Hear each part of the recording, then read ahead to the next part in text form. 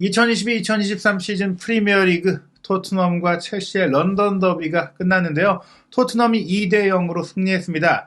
사실 토트넘이 그동안 첼시에 굉장히 약한 모습을 보였는데 5년 만에 승리한 과정에는 역시 포터 감독 체제의 첼시 자체의 문제도 있고요. 네. 또 하나 또 주목할 부분은 스텔리니 감독 대행 체제에서 토트넘이 웨스트햄전, 첼시전 아주 중요한 런던 더비 2연승을 거두었는데 손흥민 선수가 사실은 토트넘에 와서 이제 두 번째 시즌부터는 거의 이렇게 중요한 경기 2연속 그 벤치 출전이 거의 좀 많지 않았거든요. 대체 어떤 의미에서 또 어떤 이유에서 이런 결정이 내려졌는지 이 두 가지 큰 테마에 대해서 부버지 김현민 기자와 함께 아주 세밀하게 분석해 보도록 하겠습니다. 일단 토트넘이 첼시 상대로 굉장히 약했었잖아요. 예, 그러니까 프리미어리그에서 8경기 연속 승리가 없었고요. 네. 그리고 이제 그 공식 대회 기준으로 따져도 12경기 연속 승리가 없었습니다. 네. 예, 2018년에 마지막으로 승리를 했었고요. 11월에요. 네. 그리고 또 심지어 토트넘 핫스퍼 스타디움에서는 첼시 상대로 단 1승도 거두지 못한 걸 넘어서 전패였어요. 네. 예, 그 정도로 약한 모습을 보였었는데, 스텔리니 감독 체제에서 콘테도 하지 못한 네. 업적을 이룬 거라고 할 수 있는 거죠. 네. 예. 근데 사실 이게 토트넘도 요즘에 웨스트햄전도 잘했고 상승세를 타고 있는 것도 있지만 무엇보다 첼시 자체가 좀 문제가 있다. 첼시가 좀 자멸한 게 아니냐. 또 이런 시선도 있습니다. 첼시가 현재 6경기 연속 무승인데다가 예. 3무 3패죠. 특히 예. 최근 3연패에 늪에 빠졌는데요. 예. 심지어 최근 11경기에서 1승밖에 거두지 못할 정도인 건데요. 그러니까 토트넘 입장에서 조금 운이 좋았다. 첼시가 알아서 너무나 못하다 보니까 이렇게 첼시 징크스를 좀 깰 수 있었다라고 볼 수가 있겠는데 첼시가 여러모로 좀 무기력했어요. 그러니까 전반기 경기 같은 경우에는 투엘 감독이 있었을 때인데 토트넘이 비긴 게 다행이다. 그런 평가를 받았었거든요. 경기 내용 자체가 너무나도 지지부진했었는데요. 코너킥도 4대4로 동률이었고요.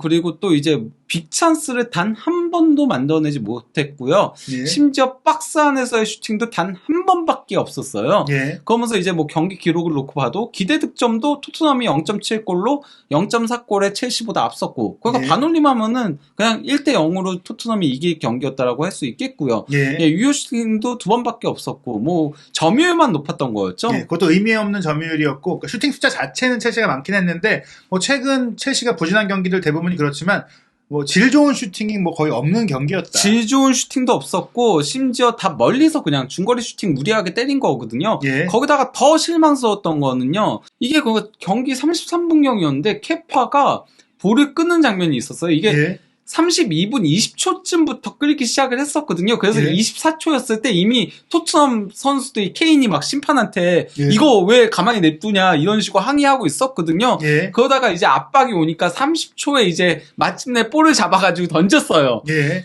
그러고서는 다시 이제 패스가 돌다가 38초경에 다시 이제 케파한테 패스가 오니까 이때서야 마침내 케인이 화나가지고 달려 들어가지고 파울을 범했던 거였죠. 그러니까 20초가량을 볼을 끌었던 거예요, 첼시가. 예. 그러니까 골킥 자체도 늦게 처리했고 골킥을 처리한 뒤에도 토트넘들이 좀 전진하도록 이게 유인한 건지 모르겠지만 조금만 경기를 풀어갈 의지가 안 보이는 조금 경기를 하는 건가? 이런 느낌까지 들 정도였어요. 그러니까요. 연패에 빠진 팀이고 5경기 연속 승리가 없었던 팀이었거든요. 예. 이 경기 이전까지요. 예. 그러면 무조건적으로 승리를 노리고 나와야 되는데 전반전부터도 그냥 지지부진한 경기들을 보였어요. 예. 뭔가 골을 안 먹으면 된다. 약간 이런 느낌이 아니었나. 그러면서 이제 기대 득점 그래프에서도 역전을 허용하고 만 거거든요. 그러니까 저는 후반전 말씀하신 그 부분이 인상적이었는데 보통은 이제 팀들이 선제골을 내주면 달려들고 라인 높이고 이제 자세가 바뀌거든요. 네. 근데 첼시는 후반전을 좀 노렸다라고 생각한다면 후반전 같은 경우에는 끌려가는데도 별다른 변화를 보이지 않았던 것. 태업의 느낌까지 들 정도였습니다. 약간 좀 그런 느낌이 들 정도로 너무 지지부진한 경기를 계속 보였는데요. 첫 유효 슈팅이 18분경에 나왔거든요. 이거 펠릭스가 중거리 슈팅 때린 거 그냥 골키퍼 정면으로 향해서 포스터 골키퍼가 움직일 필요도 없었던 장면이었고요. 두 번째 유효 슈팅이자 이 경기에서의 예. 그리고 딱 두 번 유효 슈팅이었으니까요.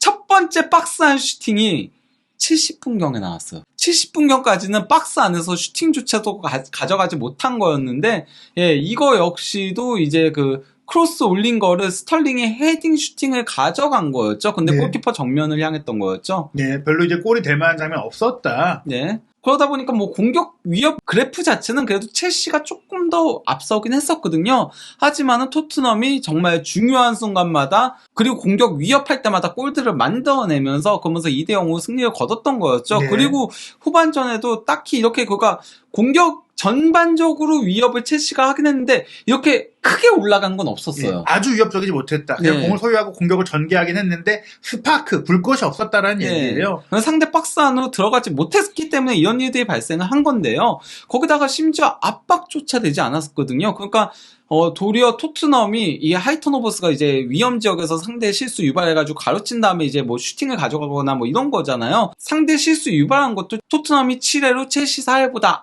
더 앞섰고요. 그리고 거기서 슈팅을 가져간 것도 토트넘이 3회로 이제 첼시 2회보다 더 앞섰던 거였거든요. 사실 지금까지 토트넘이 안 좋을 때, 특히 콘테 감독이 지휘하고 있을 때는 거의 대부분의 경기에서 상대 팀보다 하이 턴오버나 또 하이 턴오버를 통한 슈팅 기회 창출이 적은 팀이 토트넘이었거든요. 항상 적었죠. 근데 뭐 이번에도 뭐 숫자 자체가 많은 건 아니지만 예. 첼시가 더 적었다라는 너무 거는 적었죠. 첼시의 경기력과 첼시의 이제 움직임이 더 안 좋았다는 얘기입니다. 압박조차 하지 않았다는 거예요, 선수들이. 그리고 네. 그걸 볼 수 있는 게 이게 통제 구역인 건데요.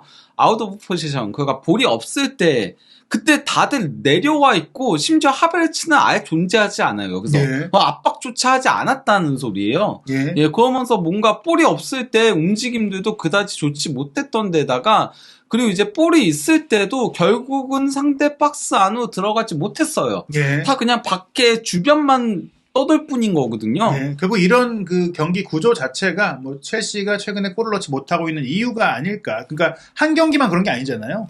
최근 첼시가 무려 345분 무득점이에요. 그러니까 웨스트햄하고의 경기에서 35분의 골을 넣고 나서는 득점이 없는 거거든요. 오른쪽에 나오는 스코카에서 이제 전반전이 끝나고 나서 이제 520분 동안 딱 한 골 전반전 끝난 시점에 예. 그렇다라고 했는데 이 얘기인즉슨 그러면은 팰리스전에 65분경에 골을 넣었던 거거든요. 그러고 나서는 565분 동안 한 골이 전부다. 예. 그 웨스트햄과의 경기에 골을 넣은 게 그나마 다행이다. 근데 그 경기를 쏙 빼놓고 보면은 이제 최근 5경기에서 이제 골이 없는 상태라고 할 수 있겠는데요. 네. 거기다가 이제 그 첼시가 11월을 기준으로 해가지고요. 11월 이래로 프리미어리그에서 12경기 6골을 넣고 있거든요. 예. 이게 그 프리미어리그 팀들 중에서는 최소 득점인 거고요. 127번의 슈팅을 가져가서 유효 슈팅이 40회였고 6골을 넣고 있는 겁니다. 예. 그러니까 유효 슈팅도 굉장히 적다라는 거죠. 예. 3할이 안 되는 거죠. 슈팅 대비 유효 슈팅 전환율이. 이게 지난 11월 이래로 보면은 2경기당 한 골이 나오고 있는 거니까 네. 뭐 사실 많은 첼시 팬들이 골을 못 보고 있습니다. 거기다 더 큰 문제가 최근 60번, 그러니까 127번의 슈팅 중에 60번이면 절반 정도인 거잖아요. 60번의 슈팅 중에 딱 한 골. 그게 바로 웨스트햄전인 네. 것 같은데요. 그만큼 첼시 선수들의 슈팅 질이 안 좋다. 이걸 뭐 개인의 문제로 치부할 수도 있겠지만 결국에는 이런 슈팅 기회를 만들고 또 슈팅 자체도 선수들의 컨디션 자체도 감독이 또 총괄 지휘하는 거니까 감독의 문제를 지적하지 않을 수가 없어요. 거기다가 오늘 경기처럼 박스한 슈팅이 한 번밖에 못 나올 정도면은 좀 예. 문제가 있는 거죠. 아무리 그 토트넘이 수비적으로 내려앉았다라는 점을 감안하더라도 말이죠. 예. 첼시가 최근 프리미어리그 12경기 6골이라고 했잖아요. 예. 이게 프리미어리그를 넘어서 잉글랜드 리그 전체 최소입니다. 예, 잉글랜드 뭐 2, 3, 4부 하부 리그를 다 포함해도 첼시가 가장 적은 골을 넣고 있다. 에크링턴 스탠리나 캠브리지 유나이티드조차도 8골을 같은 기간 동안 넣고 있으니까요. 이름도 생소한 팀들이 예, 결국에는 이 포터 감독이 얼마나 그 예. 첼시가는 정말 많은 돈을 쓴 팀을 엉망으로 운영하고 있느냐를 보여주는 것 같아요. 지금 그 에버턴하고 최소 득점 공동 1위인 건데 에버턴에는 포터 감독이 키웠던 무페이가 뛰고 있죠. 그렇습니다. 예. 그러다 보니까 이제 첼시가 최근 프리미어리그 원정 8경기 무승인 거고요. 예. 예, 이거는 그 2001년 3월 이래로 가장 오랜 기간 원정에서 승리가 없는 거고요. 그리고 또 이제 최근 10경기 공식 대회에서도 승리가 없습니다. 그 포터 감독이 지금 적진에서는 승리를 거두지 못하고 있는 상황이 계속 이어지고 있다는 것인데 사실 홈 원정 가리지 않고 그럼 지금 첼시는 너무나 못하고 있고 지금 보시면 이 사진도 첼시가 불타고 있다. 그 포터도 이제 불타고 있다라는 예. 건데요. 예, 그러니까 이제 자리가 없어지려고 하고 있다라는 건데요. 예. 공식 대회 11경기 1승이 전부인 거고요. 3억 6,500만 달러를 이제 겨울 이적 시장에 지출을 했는데 2월에 승리가 단 1승도 없는 거고 그런 거죠, 뭐. 예. 팀이 부진할 수도 있는데 그러기에는 너무나 많은 돈을 썼다. 그리고 도를 넘었다. 1월 달에 쓴 돈, 1월 달에 영입한 선수들이 적응할 시간이 있어야 된다 이런 얘기들도 있지만 또 반대로 맨유 같은 경우에는 2명 딱 데려와서 바로 효과를 내고 있는 걸 보면은 이거는 포터 감독의 책임을 좀 묻지 않을 수 없다. 심지어 오늘 경기에서는 그 2명도 약간 좀 그렇게 좋지 못했죠. 예. 이따가 얘기 드리겠지만요. 예, 일단은 첼시 같은 경우에는 또 하나의 악재가 경기 중에 있기도 했어요. 수비의 핵심 선수인 티아고 실바가 14분경에 부상을 당해서 이제 웨슬리 포파나로 19분경에 교체가 됐었는데요. 딱 이제 이때부터 토트넘의 공세가 조금 이어졌습니다. 사실 그가 티아고 실바가 부상당하기 이전까지는 첼시가 일방적으로 몰아세우고 있었거든요. 예, 근데 이 문제는 앞으로도 이제 티아고 실바가 좀 문제를 겪지 않겠느냐라는 우려죠. 왜냐면 이 선수가 나이가 좀 있다 보니까 만약에 이 선수가 장기 이탈한다면 첼시의 후반기는 정말 이제 챔피언스리그 진출권을 노린다는 말이 안 되고 정말 이제 하위권으로 떨어지는 거 아니야? 이런 걱정을 할 때가 된 것 같아요.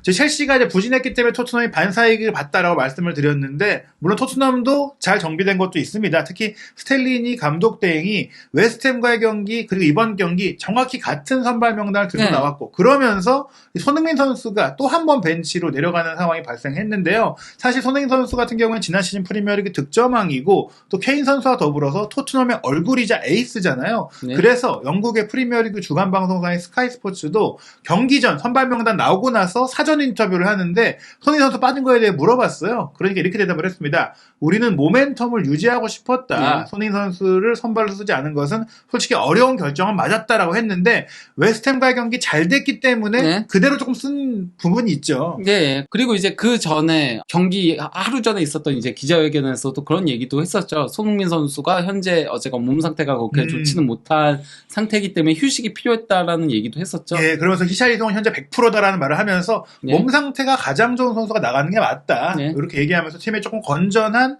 또 건강한 좀 이제 경쟁을 또 유발한 측면도 있어요. 다만 이게 손흥민 선수가 이제는 완전히 히샬리송에게 주전에서 밀렸다 이렇게 볼 수 있는 상황은 아니죠. 네, 뭐 전술적인 이유도 있었다라고 보이는데요. 이 경기가 유난히 그 토트넘이 고전을 했었던 첼시와의 맞대결이다 보니까 조금 더 전반전에는 수비 쪽에 포커스를 맞춰가지고 나왔었거든요. 그러다 보니까 이제 히샬리송도 이게 전반전 평균 위치와 전반전 히트맵인데요.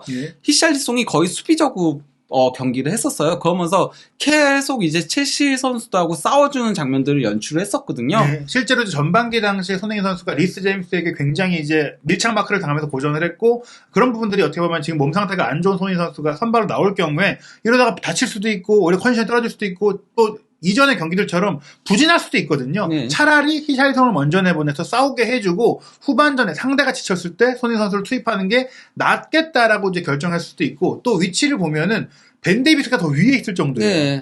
그리고 그 웨스트햄전이 끝나고 기자회견에서 그 얘기도 했었잖아요. 그러니까 그 손흥민을 교체로 활용을 했을 때 상대 공간이 벌어졌을 때 손흥민이 위협적인 무기이기 때문에 그렇게 한 부분도 있다라고 얘기했었죠.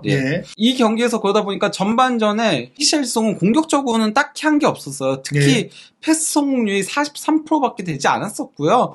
그리고 이제 전체 패스 횟수도 14회밖에 되지 않았었고요. 슈팅 한 번 가져갔는데 이게 굉장히 크게 벗어났었고 드리블 돌파 1회 시도했는데 성공하지 못했고 찬스 메이킹 한 번 한 게 전부였거든요. 하지만 이제 그라운드볼 경합 11회 시도해가지고 5회를 성공시키면서 이게 가장 많이 경합을 했던 거였고요. 또 이제 공중볼 경합도 4회 시도해서 2회 성공했는데 단순히 그 전반전만이 아닌 후반전까지 다 합치더라도 히샬리송이 이 경기에서 공중볼 경합을 가장 많이 했던 선수예요.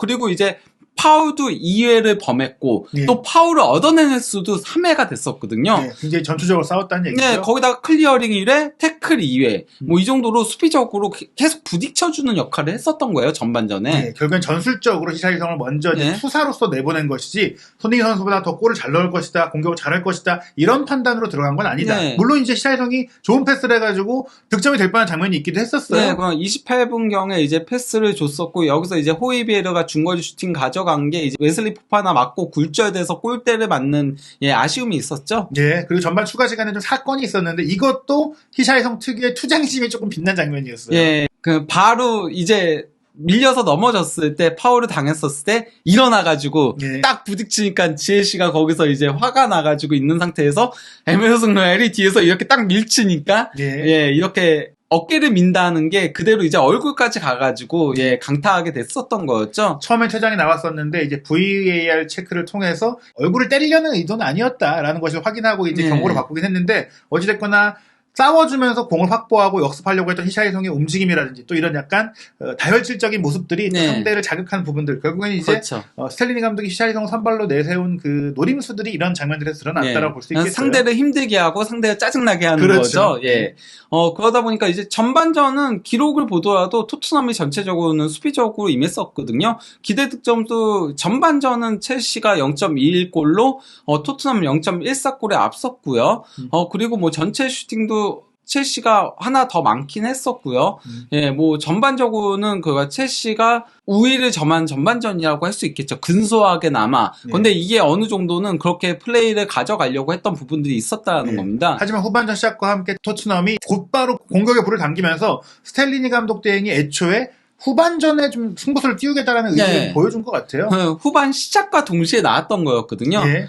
일단 그 다이어가 롱패스를 올린 거를 벤 데이비스가 헤딩으로 떨궜고 이걸 이제 히샬리송이 패스 준 거를 다시 쿨루세스키가 패스 줬고 여기서 이제 그 에메르송이 슈팅을 가져갔는데 골키퍼 정면으로 향했었거든요. 예. 여기서 첼시의 실수도 조금 있긴 했었죠. 예. 이 케파가 충분히 볼을 잡을 수 있었는데 엔소가 갑자기 달려와가지고는 이걸 가로채가지고서는 예, 클리어링을 한다는 게 여기서 또 이제 펠릭스가 스킵보다 앞에 있었거든요. 예. 근데 스킵이 이렇게 제치고 들어가가지고 예. 여기서 너무 그냥 허무하게 밀렸던 데다가요. 더 저는 실망스러웠던 게 펠릭스가 그냥 뒤에서 구경을 하고 있었어요. 예. 그러면서 물론 스킵의 슈팅이 굉장히 좋았죠. 예. 예, 질이 좋게 날아가면서 이제 골키퍼를 키를 넘기는 이제 슈팅으로 골을 넣었던 거였는데요. 이 장면도 역시 하이 턴오버를 통해서 끌어냈기 때문에 토트넘이 후반전에 훨씬 적극적으로 움직였다는 게 드러났고 네. 또 스킵 선수 같은 경우에는 개인적인 토트넘에서의 공식전 데뷔골을 기록을 했는데 이게 후반전 시작 19초 만에 나오면서 예. 프리미어리그 역대 후반 최단 시간 득점 2위에 올라갈 정도였습니다. 네, 그 데올레페우가 이제 와포드 시절에 웨스트햄 상대로 11초 만에 골을 넣었던 적이 예. 있는 거죠. 그래서 사실 그러면서 스킵 선수가 웨스트햄전에 이어 이번 경기도 선발로 나와서 또 제 몫을 하면서 스텔리니 감독의 선택이 옳았다 네. 이런 것들을 보여준 것 같고요. 또 손흥민 선수는 이제 이렇게 골이 나온 이후 조금 경기가 첼시가 그렇게 공세를 안 취하다 보니까 투입이 좀 늦게 나왔어요. 네, 거기다가 그 선제골 나오고 나서는 토트넘이 5-4-1로 아예 전형을 바꿨거든요. 그래서 그냥 내려앉았는데 첼시도 공격 안 하니까 솔직히 지루한 경기가 이어지고 있었거든요. 예, 그래서 토트넘도 굳이 무리해서 투입할 필요 없다. 왜냐하면 선제골 넣고 나서는 이제 손흥민 선수 몸풀게 했어요. 상대가 전진해서 달려들면 그 뒷공간을 파기 위한 최고의 무기가 손흥민 선수이기 때문인데 상대가 전진을 안 해. 네. 그러니까 그냥 그러면 우리가 굳이 손흥민 선수 넣을 필요가 없잖아. 이렇게 생각했는데 쿠루세스키가 좀 경기력이 또 좋지 않고 좀 지친 모습 보였죠. 컨디션 자체는 올라온 것 같아요. 이전에는 컨디션 자체가 안 좋아가지고 터치하던가 이런 것들이 둔탁했는데 예. 이번 경기는 그래도 컨디션은 올라와가지고 볼을 키핑하는 능력이라던가 드리블이라던가 이런 것들은 되긴 했었거든요. 예. 근데 유벤투스 시절 안 좋았을 때 버릇이 나오더라고요. 너무 끌더라고요. 예, 그리고 킥도 조금 이제 정확성이 이전보다 떨어졌는데 네. 어찌됐건 손흥민 선수가 그런 첼시의 경기 운영까지도 더불어서 투입 시점이 좀 늦게 되긴 했다. 하지만 그래도 들어오자마자 영향력을 발휘했죠. 예, 그건 들어오자마자 코너킥으로 이제 골의 기점 역할을 한 거거든요. 정교한 코너킥을 손흥민 선수가 올렸고 다이어가 이제 백헤딩으로 내준 거를 케인이 먼포스트에서 쇄도에 들어오던 케인이 이제 골을 넣은 건데요. 예, 그러니까 손흥민 선수가 원래 뭐 코너키커로서 페리시치와 양분을 하고 있었는데 네. 이번 경기는 아예 또 페리시치가 결장을 네. 하면서 들어오고 나서 좋은 코너킥으로 이제 득점의 기점 역할을 했어요. 예. 이 경기에서 어쨌건 그 토트넘이 얼마나 그냥 공격을 할 의지가 후반전에 그러니까 선제골이 들어가고 나서 없었는지 확인할 수 있는 게요. 45분 19초에 선제골을 넣고서요. 예. 81분경까지 히샬리송의 슈팅이 딱 한 번이 전부였거든요. 예. 근데 선제골 들어가고 정확하게 36분 뒤인 81분 19초에 추가골이 들어갔어요. 예. 뭐 19초랑 뭔가가 있나 봐요. 네, 이번 그렇죠. 경기는. 어찌됐건 손흥민 선수가 이제 득점의 기점 역할을 하면서 손흥민 선수를 통한 이 세트피스에서 케인이 또 득점을 하면서 9시즌 연속 이제 20호 골 이상을 기록하면서 이 골이 케인 선수의 올 시즌 공식전 20호 골이었거든요. 네, 그 공식 대회에서의 20호 예. 골인데 이제 이게 로베르트 레반도프스키와 함께 유럽 5대 리그에서는 2명인 거죠. 예. 현 시점. 그리고 말씀드린 대로 이 손흥민 선수가 이제 선발에서 빠졌던 부분도 있지만 또 스텔리니 감독 대행이 웨스트햄전 그리고 이번 첼시전까지 중요하게 또 기용한 게 좌우 윙백을 데이비스와 로얄로 구성한 것. 특히 데이비스는 콘테 감독 부임 후 계속 왼쪽 센터백으로만 뛰었었는데 예. 페리시 선수에 대해서 저희가 뭐 시즌 내내 좀 이제 토트넘의 왼쪽 윙백으로서는 손케와 안 맞는다 예. 이런 얘기들을 드렸는데 데이비스의 경기력 그리고 로얄의 경기력이 굉장히 인상적이었어요. 벤 데이비스 같은 경우 이게 뭔가 그 볼 경합 관련된 수치인 거거든요. 예. 그래서 이제 파란색이 경합에서 진 거고 이제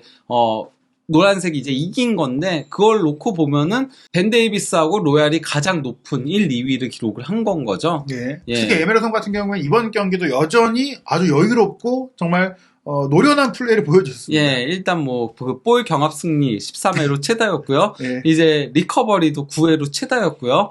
그리고 이제 태클도 7회로 최다였고요. 그리고 이제 상대 박스 안에서의 볼 터치도 4회로 최다였고요. 예. 크로스도 3회로 최다였고요. 그리고 드리블 돌파 성공률 100%였고요. 예. 그리고 클리어링 3회, 공중볼 승리 3회를 했는데요. 예. 저희가 그 김민재 선수 프랑크푸르트전 얘기하면서 예. 김모스트제 했잖아요.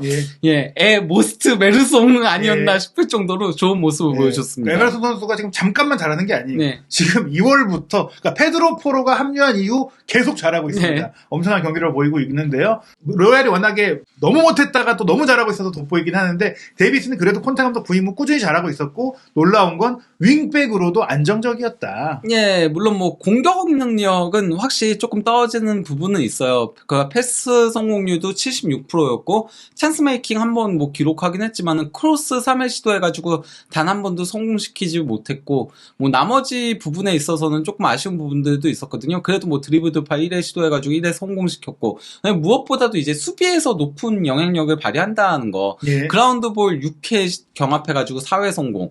공중볼도 6회 경합해가지고 4회 성공. 그리고 클리어링 5회, 가로채기 2회, 태클 2회를 기록할 정도로 수비적으로 좋은 모습들을 보여줬다고 할 수 있겠죠. 그러니까 페리시가 사실 왼쪽 윙백으로서 수비적인 문제를 최근 계속 노출하면서 네. 데이비스가 들어왔는데 뭐 물론 페리시보다 공격력은 떨어질 수 있어도 그래도 안정적으로 또 빌드업에 관여해주고 있고 특히 네. 웨스트햄전 같은 경우에 로얄의 골까지 어시스트를 했기 네. 때문에 데이비스 같은 경우에는 히샬리송 손흥민 선수와는 달리 아예 왼쪽 윙백이 주전으로 굳혀가는 정도의 느낌까지 조금 주고 있다. 네. 이렇게 볼 수 있고요.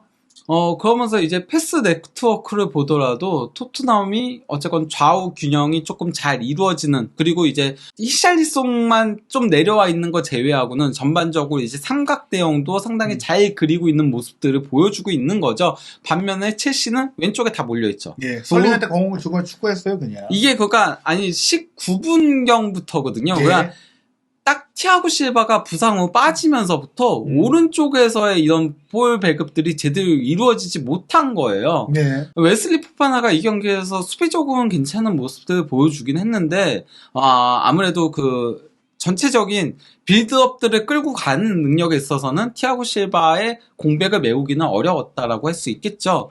예, 그러다 보니까 이제 공격 방향 비율을 보더라도 토트넘이 좌우 균형이 매우 잘 맞고 있는 예. 거죠. 거기다가 심지어 중앙도 첼시보다 더 위에요. 예. 근데 반면에 첼시는 왼쪽 공격 비율에 너무 집중이 돼 있는 거죠. 네. 그러다 보니까 상대팀 입장에서 막기가 쉬운 거죠. 네, 결국에는 저희가 이제 토트넘의 부진과 콘테 감독의 전술적인 부분을 비판할 때 이 균형에 대한 부분들을 계속 지적을 했었는데 스텔리니 감독 대행이 이제 이끈 경기들은 균형의 문제가 전혀 없이 네. 안정적이었다. 그렇다면 이제 아무래도 국내 팬들이 또 궁금해하실 부분들은 그러면은 계속해서 손흥민 선수가 역습에 능하고 상대가 지칠 때 잘하니까 교체로만 나오는 거냐 생각할 수 있는데요. 일단 토트넘의 이후 일정을 보면 일정이 빡빡하기 때문에 손흥민 선수가 또 잠깐 쉬어갔다라고도 볼 수 있을 것 같아요. 예. 3월 2일 목요일 새벽에 셰필드 유나이티드와 FA컵 16강전이 있는데 이 경기는 좀 어떻게 전망하시나요? 저는 이 경기는 뭐 무조건 선발로 나오지 않을까 싶어요. 최근 두 경기 선발 명단에서 제외된 것도 있고 거기다가 이제 FA컵 같은 경우는 이제 단판 토너먼트인 거잖아요. 예. 그러다 보니까 승리가 필요한 경기여서 그래도 공격력이 강한 손흥민 선수를 먼저 활용하지 않을까 싶긴 합니다. 그리고 나서 이제 프리미어리그 울브스 원정 그리고 AC 밀란과의 아주 중요한 챔피언스리그 네. 16강 2차전 경기가 있는데요. 사실 주전 선수라면 결국 가장 중요한 경기에 나와야 되잖아요. 네. 솔직히 이제 웨스트햄전까지는 그러려니 했는데 첼시전은 빅매치였단 말이에요. 네. 그렇기 때문에 첼시전에 선발로 못 나온 거는 조금은 이제 주전 경쟁 구도에 파문이 생긴 게 아닌가 싶기도 한데 밀란과의 경기는 어떻게 보시나요? 저는 밀란전은 그래도 손흥민 선수가 선발로 나올 거라고 생각을 하는 게요. 1차전에 0대1로 패했잖아요. 예. 그렇기 때문에 무조건 골이 필요한 상황인 거거든요. 예. 반면에 밀란은 0대0으로 가도 좋은 상황인 거기 때문에 그래서 무리하지 않을 거예요. 그러니까 저는 첼시전에 약간 그런 것도 생각을 했다라고 생각을 해요. 뭐냐면 첼시가 최근에 계속 승리를 거두지 못했었잖아요. 예. 그러니까 첼시는 올라올 것이다라고 스텔리니 감독은 생각을 했을 거라고 봐요. 예. 근데 첼시가 안 올라왔죠. 그렇죠. 예, 공교롭게도. 그러니까 이제 후반전에 조금 빠르게 공격을 가져갔는데 그게 바로 통해하면서 약간 좀 토트넘이 원하는 대로 플레이들이 된 건데 상대팀 따서 조금 그렇게 가지 않을까. 상대가 조금 급해서 공격적으로 올라오는 팀이라면 히샬리송을 먼저 쓰면서 그러면서 상대 팀들의 힘을 조금 뺀 다음에 손흥민 선수 승부처에서 활용을 하는 방향으로 가고 상대가 내려앉는 팀이라면은 그러면은 이제 손흥민 선수 선발 카드로 쓰지 않을까 싶습니다. 네, 결국엔 이제 셰필드전, 밀란전 같은 중요한 이 토너먼트 경기에 손흥민 선수가 다시 한번 선발로 나올 가능성이 있다라고 볼 수 있고요. 첼시 같은 경우에 굉장히 부진한 상태인데 오는 주말에 이제 리즈 유나이티드를 상대하게 돼요. 사실 리즈 같은 경우에 순위상으로는 첼시보다 낮긴 한데 어떻게 보시나요? 일단 첼시는 감독이 경질될지 말지가 지금 예. 그거부터가 관건이라고 봐요. 저는 이제는 더 이상은 포터 체제로 가지 못하는 게 아닌가. 너무 무기력했어. 그 사우스햄튼전 졌을 때도 문제가 심각하긴 했는데요. 뭔가 그러니까 개선점이라도 보여야 되고 경기력적으로 전 토트넘전 지는 거 자체는 그럴 수 있다고 생각해요. 질 수는 있는데 내용적인 부분에서 개선된 모습들을 보여주거나 아니면 내용은 좋았으나 선전했으나 결과가 안 좋았다. 이러면은 조금 기회를 더 줄 수 있다고 생각하는데 내용 면에서 너무 지지부진했거든요. 네. 전 그렇기 때문에 더 이상은 포터 감독 체제로 가는 것은 아니지 않나. 제가 여태까지 그런 얘기까지는 안 했었잖아요. 네. 근데 이번 경기 보면서는 이거는 진짜 위험 신호다라는 생각이 들었습니다. 네. 토트넘의 앞으로의 경기들 손흥민 선수는 다시 선발로 올라올 수 있을지 그리고 포터 감독은 정말 이제는 경질되는 상황이 벌어질 수 있을지 한준TV에서 부버지 김현민 기자와 함께하는 분석 그리고 최신 소식 확인하시기 바랍니다.